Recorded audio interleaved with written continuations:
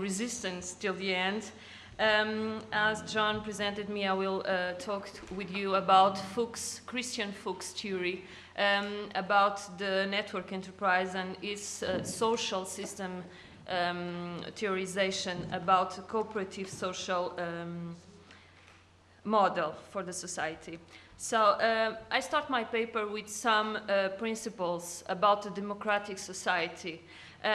We are told in the academia that a democratic society is based on the principles of collaboration, participation, trust, commitment, common interests. And those are the same principles that we teach our students that are supportive of the public relations profession. And this is Grunig's statement, not mine.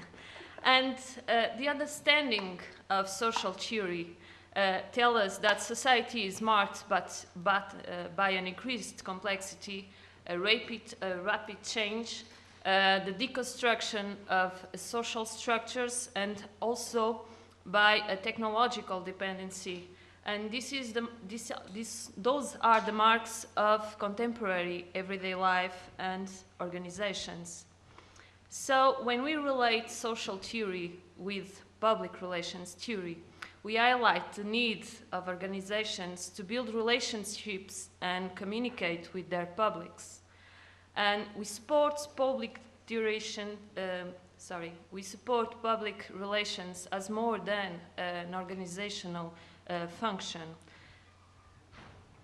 So this main article has as a main purpose to relate the participatory, cooperative, sustainable information society and the network enterprise. The network enterprise, as you may recall, has been theorized by Manuel Castells and recovered by Fuchs in a critical approach. And we want to relate this theory with the role of public relations practitioner in internal communication. So, and we will present internal communication as a critical discipline in the establishment, maintenance, and improvements of collaborative relationships in the social and productive networks. According with Fuchs, the network society and informational capitalism have two dominant logics. The one of cooperation, that is a Weberian ideal type, and the one of competition, that is the dominant type. So the participatory, cooperative, sustainable information society is conceived as an inclusive social system that produces itself based on an internal logic. The self-organization is understood in terms of cooperation, participation, democracy, respect, solidarity, responsibility, and acceptance. And by now we have realized that this is really an ideal type, what we would like to have in our society.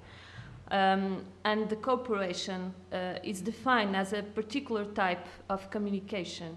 It's reliant in the shared understanding of social phenomena, and it's the highest principle of morality which assures the surviving of society. According with Fuchs, it's the very essence of the society. The network enterprise, it's based on flat hierarchies with decentralized structures, flexible production mechanisms, flexible specializations, and participatory management. So it's the ideology of cooperation. But this network enterprise is also based on technological networks and social networks. But only the latest one, only the social networks are flexible enough to assure its continuity because technology becomes rapidly obsolete and we have to substitute it very often. So internal communication it's about working on social networks that are flexible but also continuous. And we intend to improve satisfaction and performance, guarantee the continuity of the production, and enhance corporate reputation and credibility by using it. What about the relation between the internal communication and the public relations practitioner? To promote cooperation among the different kinds of employees, the internal communication must be assured in an uninterrupted, clear and consistent basis. So this is the role of the public relations. They have to promote employers' commitment in a day-to-day communication basis and also ethical workplace practices.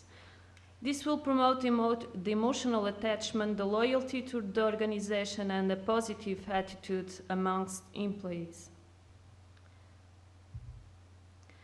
So, our main purpose by using public relations and internal communication would be to promote the strong motivation, the sharing of common beliefs and values, to engage all groups of employees, with their jobs and with the organization, to develop the awareness of environmental changes and the understanding of the consequences of these changes to organizational purposes.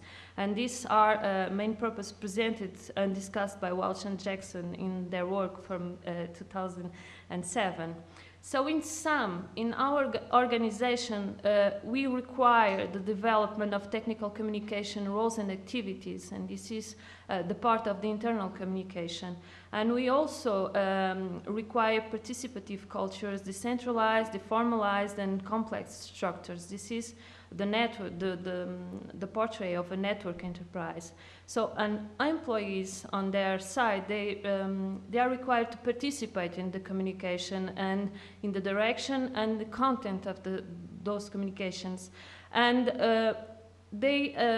we wish they get engaged and involved and satisfied with their work, highly motivated, loyal, and that they recognize their organization as their own. They are pleased and feel safe in their working environment. So as final remarks, and regarding the public relations practitioner, we hope that in cooperative system its roles can be more recognized, and that it doesn't need to be a part of the dominant coalition to get that recognition, because it's the voice of the collaboration within the network enterprise, and it will be promoting the two-way symmetrical model of communication and contributes to the recognition of collaboration as the core of democratic societies, because as Combs and Holloway stated in their book, it's not just PR. PR is a managerial function, but it's also a social function. So the better the health of democratic societies, the more promoted trust and cooperation will be, and the more recognized the role of public relations practitioner will be. So this is a theoretical framework to future research. And in this future research, we intend to understand and realize what is changing in the practice of organizations. As I told you before, this is an ideal model. So, but which structures are effectively becoming more flat with horizontal hierarchies? What voice is being given to employees, and to which employees inside organizations? And is cooperation more than a buzzword used by management in their annual or mensual speech, or is it effectively being encouraged and practiced in organizational and social contexts? Because right before I came here to make this presentation, someone told me that democracy is about rules. We need to impose rules to assure some equality, that other people, everyone will have access to the same opportunities. Is it? Is it really like that? I must say that this is a project of future research, but right now I will not be able to do it. As you have realized, I come from Portugal. So thank you very much for your attention.